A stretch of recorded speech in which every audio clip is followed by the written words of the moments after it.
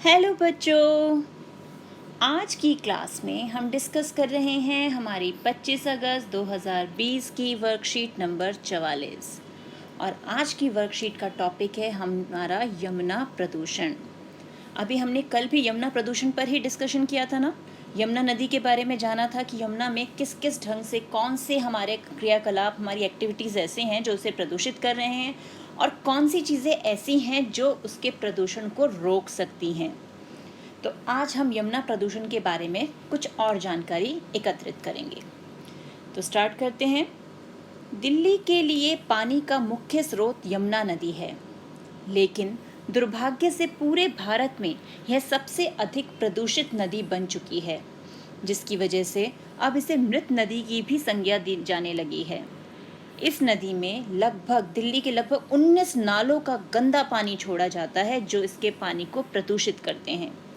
तो अब दिल्ली के लिए पानी का मुख्य स्रोत क्या है? यमुना नदी। यमुना नदी ही हमारे पानी का मुख्य स्रोत है। लेकिन अब ये क्या हो गया, पूरे भारत में सबसे अधिक जो प्रदूषित नदी है वो भी यमुना नदी ही है और इसे अब मृत नदी कहा जाता है, यानी इसका पानी जो है अब वो पीने योग्य नहीं है, इसलिए इसे मृत नदी भी कहा जाने लगा है। और पता है आपको, इसमें दिल्ली के 19 बड़े बड़े नालों का गंदा पानी छोड़ा जाता है, जिसकी वजह से इसमें प्रदूषण बढ़ता जा रहा है। तो हमारी यमुना नदी इतनी प्रदूषित हो रही है हमारी एक्टिविटीज़ की वजह से, हमारी गतिविधियों की वजह से। अब देखते हैं किन किन रीजंस की वजह से, किन कारणों से ये नदी इतनी प्रदूषित हो गई है। अब ये है हमारी, ये देखिए, ये पिक्चर देखिए, कितनी प्रदूषित हो रखी है यमुना। कितना कूड़ा है यहाँ पर, कूड़े का ढेर लगा हुआ है। ऐसी नदी का पानी क्या पीने योग्य हो सकता है? और ये कूड़े का ढेर किसने लगाया, कूड़ा किसने फैलाया? ये बेटा हम ही लोगों के काम है, जिसकी वजह से इतना कूड़ा फैला हुआ है और नदी प्रदूषित हो गई है। अब यहाँ पर हमें कई गतिविधियाँ दी हैं जिनकी वजह से हमारी यमुना नदी प्रदूषित हो रही है। सबसे पहला क्या है? यमुना को प्रदूषित करते मुख्य नाले, यानी जिन 19 नालों की हमने बात की है, 19 बड़े बड़े नालों का पानी इस नदी में आके मिल रहा है। उर्वरक और कीटनाशक, यानी खेतों में जो हम पैदावार बढ़ाने के लिए उर्वरकों का और कीटनाशकों का प्रयोग करते हैं, जो कि रासायनिक उर्वरक और रासायनिक कीटनाशक हैं, उसकी वजह से भी यमुना में प्रदूषण बढ़ रहा है। मैंने आपको बताया था ना, बारिश के साथ ये उर्वरक और कीटनाशक पानी में घुलकर यमुना नदी में पहुंच जाते हैं और वहाँ पर जो हमारे जलीय जंतु हैं उनको बहुत नुकसान होता है और ये पानी जब हम पीते हैं तो हमें भी बहुत नुकसान होता है। ये देखो, इस पिक्चर में इस नाले में से कैसा झाग वाला पानी निकल रहा है। ये गंदा पानी जो कहाँ से निकल रहा है? फैक्ट्री से, औद्योगिक कचरा।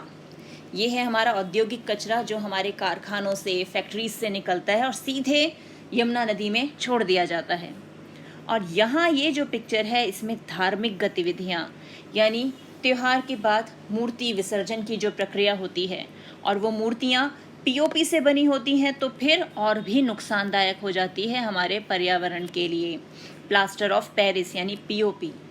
तो इस प्रकार के मूर्ति विसर्जन से भी हमारी नदियाँ जो हैं प्रदूषित होती जा रही हैं। ये हमारी धार्मिक गतिविधियाँ हैं। आपको पता है ना, कई त्योहारों पर मूर्ति विसर्जित की जाती है, जैसे दुर्गा पूजा पर या फिर विश्वकर्मा पूजा पर या अभी गणेश पूजा आएगी उस पर। तो इस प्रकार इन सभी गतिविधियों से यमुना का जल प्रदूषित होता जा रहा है। अब देखते हैं आगे क्या दिया गया है हमें। आगे बताया गया है कि अब यमुना को साफ करने के लिए क्या क्या प्रयास किए गए हैं। यमुना एक्शन प्लान परियोजना 1993 में यमुना नदी को साफ करने के लिए लागू की गई थी। तो यमुना एक्शन प्लान बनाया गया था 1993 में, जिससे कि यमुना नदी को साफ किया जा सके। सरकार अब तक इस परियोजना में अरबों रुपए खर्च कर चुकी है, लेकिन अभी भी यह नदी हमारी आदतों की वजह से बुरी स्थिति में है। तो यमुना को साफ करने के लिए बेटा अरबों रुपए खर्च हो चुके हैं, लेकिन अभी भी हमारी नदी ये साफ नहीं हुई है। तो इसे साफ करने में हमें अपना योगदान देना होगा, हर नागरिक अपना योगदान देगा, तभी नदी साफ हो सकती है। अब देखते हैं हमें क्या क्या प्रश्न दिए गए हैं। सबसे पहला प्रश्न क्या है? दिल्ली में पानी का मुख्य स्रोत क्या है? ये तो अभी हमने सबसे पहली लाइन हमारे इस वर्कशीट की यही है कि दिल्ली में पानी का मुख्य स्रोत क्या है? हमारी यमुना नदी। तो दिल्ली में पानी का मुख्य स्रोत यमुना नदी है। स्रोत पता है ना, यानी जहाँ से हमें वो चीज़ मिलती है, तो ये है यमुना नदी। ठीक है, अब नेक्स्ट प्रश्न क्या है? आपके विचार में यमुना प्रदूषण के क्या कारण हैं? तो अभी हमने 4 कारण देखे। क्या क्या कारण है हमारे? पहला तो है नालों का गंदा पानी, जो 19 नालों का पानी यमुना में जा रहा है। तो पहला कारण तो हमारा यही था। दूसरा कारण क्या है? धार्मिक गतिविधियाँ, जो मूर्ति विसर्जन हम करते हैं वो। तो धार्मिक गतिविधियाँ आ गईं। और तीसरा कारण हमने क्या देखा था? तीसरा कारण था उर्वरक और कीटनाशक। तो तीसरा हो गए हमारे उर्वरक या कीटनाशक जो हम प्रयोग कर रहे हैं वो। और चौथा कारण है औद्योगिक कचरा। औद्योगिक कचरा यानी जो हमारे फैक्ट्रीज से, कारखानों से निकल रहा है, उद्योगों से, वो कचरा यमुना नदी में जा रहा है और उसको प्रदूषित कर रहा है। अब यदि आपके पास अलादीन की तरह एक जादुई चिराग हो, तो आप जिन से यमुना नदी के लिए कौन सी 3 इच्छाएं पूरी करने के लिए कहेंगे? अब आपको मिल जाए एक अलादीन का चिराग, लेकिन अब कंडीशन ये है कि आपने जो 3 इच्छाएं करनी है ना, वो यमुना नदी के लिए करनी है, अपने लिए नहीं कि मुझे ये मिल जाए, ये मिल जाए। यमुना नदी के लिए आप कौन सी 3 इच्छाएं कहेंगे कि जिनको कि पूरा कर दूँ? भाई, मुझे अगर जिन का चिराग मिल गया ना, जादुई चिराग, तो मैं तो जिनको आदेश दूंगी। क्या आदेश दूंगी पता है? यमुना नदी के लिए सबसे पहला आदेश मेरा ये होगा कि जिन यमुना नदी को पुनः स्वच्छ कर दो। ऐसे ही बोलेंगे ना, ऑर्डर देंगे। पहला तो हो गया यमुना नदी को पुनः स्वच्छ कर दो या साफ कर दो, यही देंगे हम उसे ऑर्डर। फिर दूसरा ऑर्डर और क्या देंगे?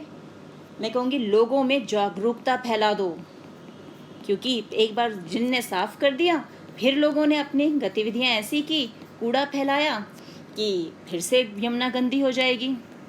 तो मैं कहूँगी उससे कि लोगों में जागरूकता फैला दो कि वे यमुना को प्रदूषित ना करें। तो उससे क्या होगा? यमुना हमेशा साफ रहेगी। जब हम उसे एक बार साफ होने पर दोबारा प्रदूषित नहीं करेंगे, तो वो हमेशा साफ रहेगी। और तीसरी इच्छा मेरी ये होगी कि ये जो यमुना नदी अभी मृत नदी घोषित की गई है कि मृत नदी हो गई है, तो ये यमुना नदी हमेशा स्वच्छ और निर्मल बहती रहे, इसमें हमेशा अच्छा पानी बना रहे। तो यमुना नदी हमेशा स्वच्छ व निर्मल बहती रहे। ये मेरी तीसरी इच्छा होगी जो मैं जिनसे मांगूंगी। आपको जो लगता है कि जिनसे आप क्या विश करेंगे यमुना नदी के लिए, आप वो 3 इच्छाएं अपनी लिख सकते हैं। अब नेक्स्ट क्या है हमारे पास? नदी में मूर्ति विसर्जन की जगह लोगों को कुछ अन्य विकल्पों के सुझाव दीजिए। इसके लिए आप अपने बड़ों की सहायता भी ले सकते हैं। तो अब अगर हम चाहते हैं कि नदी प्रदूषित ना हो और उसमें हम मूर्तियां विसर्जित ना करें, तो उसके लिए हमें कुछ और सुझाव भी देना होगा। तो वो और सुझाव आप क्या दे सकते हैं? तो मेरे हिसाब से हमें क्या करना चाहिए, जो मुझे लगता है कि हम फलों और मिठाइयों से मूर्तियां बनाएं। ऐसा हो सकता है ना? फलों और मिठाइयों को डेकोरेट करें और मूर्ति का रूप दे दें। तो हम उससे मूर्ति बनाएं और फिर क्या करेंगे हम? और पूजा के बाद, जब हम पूजा कर लेंगे, उसके बाद वो गरीब बच्चों में बांट दिया जाए। तो उससे क्या होगा? बच्चों का भी पेट भर जाएगा और पूजा भी हो गई। तो गरीब बच्चों में वितरित कर दिया जाए, ऐसा मुझे लगता है। आपको जो लगता है आप वो लिख सकते हैं, है ना? अब अगर दूसरा कहा जाए कि नहीं, मूर्ति बनानी ही है और नदी में विसर्जित करनी है, तो हमें क्या करना चाहिए? हमें पर्यावरण के अनुकूल पदार्थों का प्रयोग करना चाहिए। पीओपी जो है वो पर्यावरण के ये हानिकारक है, तो पर्यावरण के अनुकूल पदार्थों का प्रयोग करें, तो उससे भी हमारी नदियों का प्रदूषण थोड़ा कम हो जाएगा। तो इस प्रकार हम मूर्ति विसर्जन के विकल्प दे सकते हैं। आपको जो लगता है कि इसके अतिरिक्त और क्या विकल्प हो सकते हैं, आप अपने विकल्प भी यहाँ पर लिख सकते हैं, अपने विचार आपको यहाँ पर व्यक्त करने हैं। तो ये है हमारी आज की वर्कशीट क्या बेटा, ये आपके लिए एक काम है, एक जागरूकता है कि किस तरह हम अपनी नदी को, जिससे हम पानी प्राप्त कर रहे हैं, उसको साफ सुथरा रख सकते हैं। तो इस वर्कशीट को कीजिए, अपने आसपास जागरूकता फैलाइए कि लोग क्या ना करें, प्रदूषण ना फैलाएं। तो मिलते हैं एक और वीडियो में, तब तक keep practising and keep enjoying.